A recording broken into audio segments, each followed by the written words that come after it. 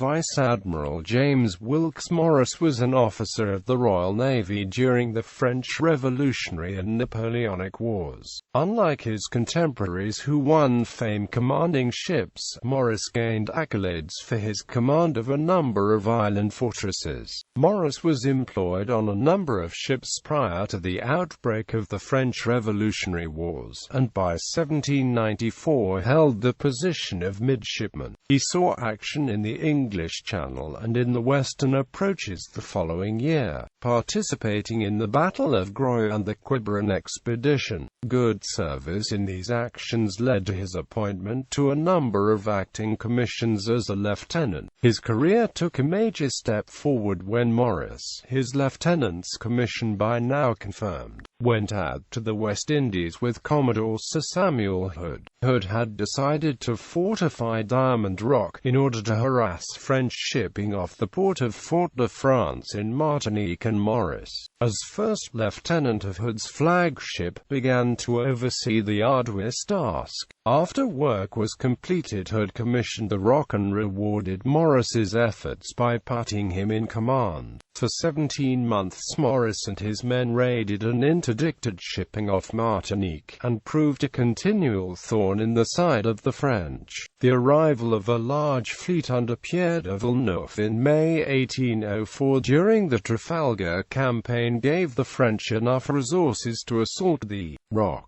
In the subsequent battle, Maurice held out for several days until the exhaustion of the Rock's supplies of water and ammunition forced him to surrender. Maurice spent a brief period in command of a sloop before being appointed governor of Marie-Galante, tasked with the defense of the island. His next posting was as governor of Holt during the Gunboat War. In 1811 he fought off an attack from a much larger Danish force, inflicting heavy casualties. Maurice then returned to Britain and largely retired from active service, though he continued to be promoted. He reached the rank of Vice-Admiral before his death in 1857.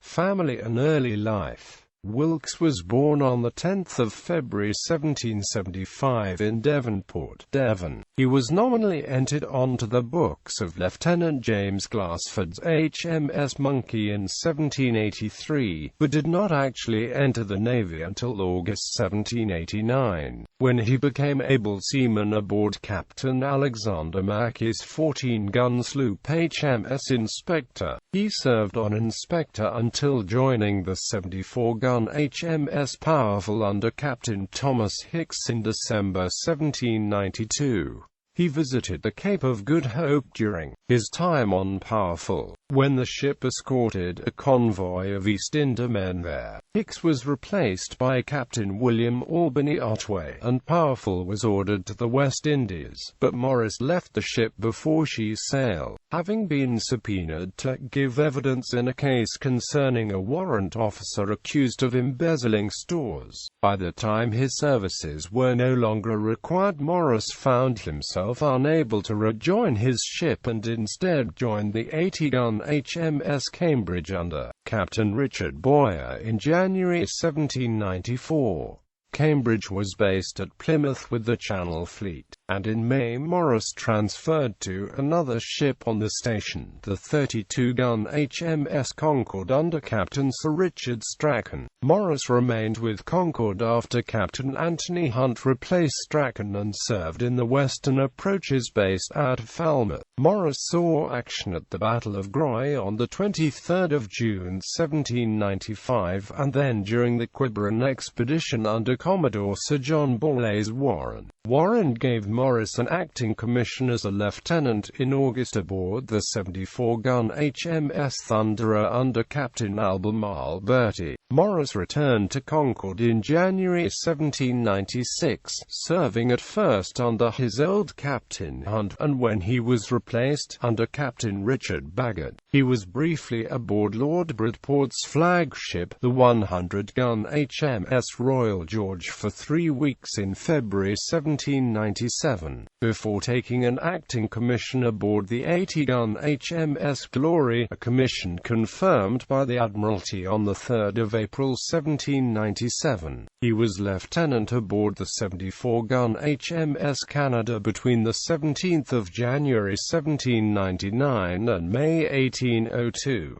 The Canada was at the time the flagship of Commodore Sir John Borlase Warren, and served in the English Channel and off Minorca. In late summer 1802 he was moved to become first lieutenant of the 74-gun HMS Centaur, captained by Murray Maxwell, and the flagship of Commodore Sir Samuel Hood. Centaur went out to the West Indies, and aboard her, Maurice was present at the reduction and capture of the French and Dutch possessions of St. Lucia, Tobago, Demerara and Essequibo. He was landed with a party at Martinique on 26 November 1803 with orders to destroy the battery at Petit-Anse-Darlet, but was badly wounded when the battery's magazine exploded. The Lloyd's Patriotic Fund awarded him a sword valued at £50 as a reward for his services.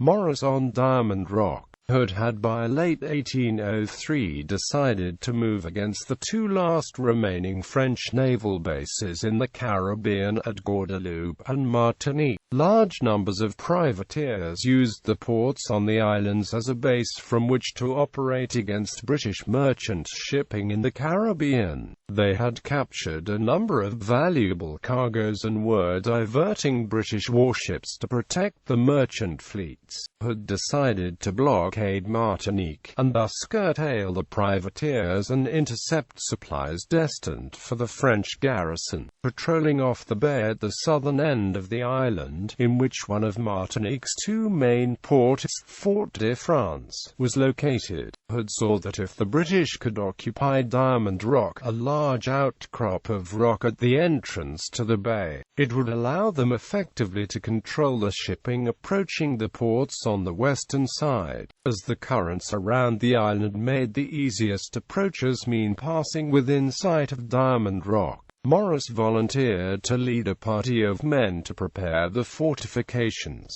Fortifying the Rock. Maurice led a party of men onto the rock on 7 January 1804, and work immediately began on fortifying the small cove they had landed at with the launch's 24-pounder, and establishing forges and artificers' workshops in a cave at the base of the rock. After fixing ladders and ropes to scale the sheer sides of the rock, they were able to access the summit and began to establish messes and sleeping areas in a number of small caves. Bats were driven out by burning bales of hay, and a space was cleared by blasting at the top of the rock in order to establish a battery. In February, a number of guns were transferred over from Centaur, with two 24-pounders being installed in separate batteries at sea level, another 24-pounder halfway up the rock, and two 18-pounders in the battery at the top. In addition to this, the men had use of a number of boats, with one armed with a 24-pounder carronade, which were used to intercept enemy ships. Marshall's naval biography, when describing the process of hauling the guns to the summit, recorded that Commander Maurice, of Diamond Rock, by early February that the guns had been installed and tested. The 18-pounders were able to command completely the passage between the rock and the island, forcing ships to avoid the channel. The winds and currents meant that these ships were then unable to enter the bay. With work complete by the 7th of February, Hood decided to formalize the administration of the island, and wrote to the Admiralty, announcing that he had commissioned the rock as a sloop under the name Fort Diamond. Lieutenant Maurice, who had impressed Hood with his efforts while establishing the position, was rewarded by being made commander. Diamond Rock was to be considered a captured enemy ship, and was technically treated as a tender to one of the boats stationed there. Commissioned by the Admiralty as the sloop Diamond Rock, superseding Hood's use of Fort Diamond, Maurice had a party of around 100 men under his command on the rock, with the usual offices was found on a British warship, including a surgeon, purser, and a junior lieutenant to command a small supply vessel. A hospital was established, and food, gunpowder and ammunition were brought to the Rock in boats, at first from Centaur, and then from Martinique, where it was purchased from sympathetic inhabitants.